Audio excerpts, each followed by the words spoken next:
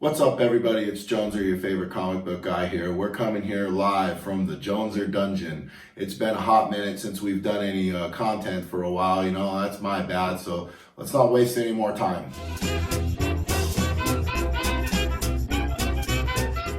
Well, I got to the local comic book store here. That'd be River City Hobbies here in La Crosse, Wisconsin. So if you guys are in the area, I got to give them a shout out. River City Hobbies, they are awesome. You know, they got all your comic book needs, back issues, cards, collectibles, you name it. You know, good stuff. So anyways, I picked up my pulls. I got a pull file here. I'm not going to bore you with how it works. You know, I'm just going to assume you've seen my other videos, or if you haven't, you can just scroll back and check them out. Anyway, we're just picking up where we left off. I got a nice little pile. It kind of been a while since I'd been there, and been even longer since I made a video about it. But anywho, I've read some of these now, so we'll just get right to them. I am going to give you a warning. There's going to be some light spoilers, you know, as I might talk about what I think of the issue or what's going on in it. So anyway, we'll just get to it. Right here we got Fantastic Four issue 27. I'm really enjoying this run. You know, I was a big Fantastic Four fan, you know, back in the day, and you know, you gotta love that classic Jack Kirby, Stan Lee stuff, you know, and the Fantastic Four, it's always felt like Marvel's first family, and you know, it's really kind of jumping on that family vibe now, you know. I mean, the Reed and Sue have a couple kids, you know, and you know, the Thing's raising some kids, and the story's a lot more, it's really not the Fantastic Four anymore. It's more like the Fantastic Dozen. But it's still awesome. I'm enjoying the run, you know. And here we got issue number 28.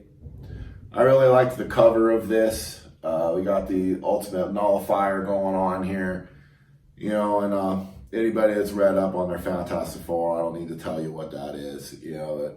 Cool issue. We get to see Franklin Richards, you know, powerless and what he would do, and it's just awesome stuff. And we'll close out Fantastic Four here with issue 29. Again, I really like the artwork here. This is kind of one of those King in Black crossover bits, you know. Apparently Marvel and DC, for that matter, like to do their little crossover bits where it's, you know, it's kind of, honestly, it's a money grab, and they're just trying to grab you to buy as many comics as you can, and I can't blame them for that, you know. But I mean, as collectors, you get kind of like, wow, I don't want to buy all these issues just to be a part of this event, but sometimes the event's kind of cool and it's worth it, and then sometimes it is what it is. It feels like a money grab because it is one. But it was a cool issue, and I'll have more on the King in Black in another video here. We picked up that run as well. Moving on, I've got Thor number 12. I have to say, you know, after having a long hiatus of being a comic book reader, Thor has definitely been the one I've been the most impressed with. The Donny Cates stories with Thor, it's really just got it going on. You know, I mean, we've got Dr. William Blake coming back, and the twists and turns, and even if you weren't a really big Thor fan, which I was not, this is just so well written and so well done, and just such a joy to read. And I'm tracking down the back issues and anything I can afford, even if I have to get like third prints, because I just want to read this. You know, I mean, obviously, if you're collecting to invest, you're going to want to get first prints. But, you know, I mean, if you're just wanting to read this, and I suggest you read this run of Thor, it is awesome. Moving on here, we've got Wolverine number 9. This is a really cool story too. I mean, what I really liked about getting back into these comics, a lot of these characters were like right where I left them in the 90s. I mean, I picked Wolverine back up, and he'd been dead for a while, which we're not going to get into the why of that, Fox. But, you know, he comes back, and here's Wolverine, and he's on a search to patch up his patchy memory and find the missing pieces of his life with You Lost, which This is the Wolverine we knew in the 90s, and this is still Wolverine now. Very cool deal here with this cover. Auctioning off Wolverine's hand at an auction, at this black market auction. It's really cool. They got Kingpin there bidding on stuff, and it's just neat. And I never really got an explanation for why Wolverine's hand's for auction, but I mean, he's there trying to figure that out. You gotta have a bit of a cliffhanger ending, which leads us to the next one we got here. Now, Wolverine 10.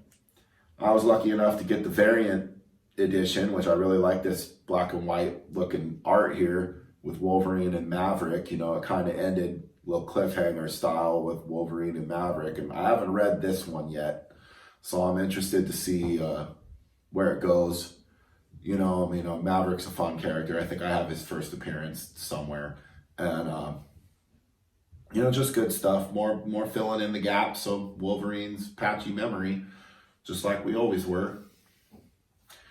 Well, moving on here to my favorite comic book character, the Amazing Spider-Man. I've been a Spider-Man fan probably since I was born and could say the words. I'm a little behind on these. I don't think I've read up to 55 yet, and I think this is 58.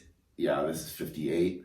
And I like the cover. Here we got the Mr. Negative with the Demon Gang here. If you're familiar with the Spider-Man game from the PlayStation 4, if you're not, I highly recommend you play that.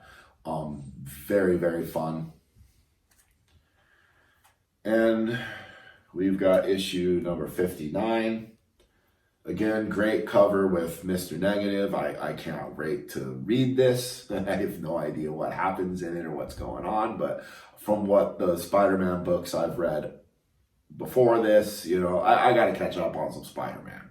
But I've enjoyed what I've been reading. I'm definitely going to keep this in my pull list.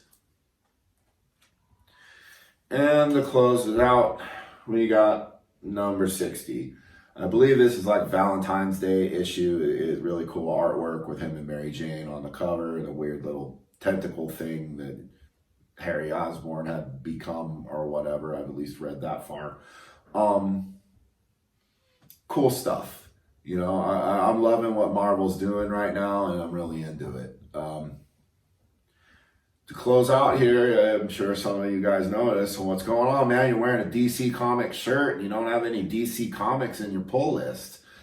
Well, none of them have really grabbed me at the moment, and I'm trying to pick some up and see what's going on, because I love my DC Comics just as much as I love Marvel, even though my pull list isn't reflecting that. But, we'll see. I don't know. I read 3 Jokers and wasn't totally impressed with it. But, a friend of mine told me that DC's kind of rebooting and this might be a good place to jump in. I like to see what they got. I was a big Batman fan, but I got a lot of DC back issues, and I'm a cranky old comic book fan, thinks the old stuff was better.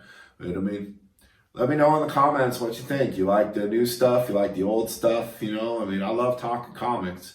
And as long as I can, I will respond to every comment given in any video. So, awesome stuff. Read your comic books, get your pull list, support your local comic book store. Jones are out.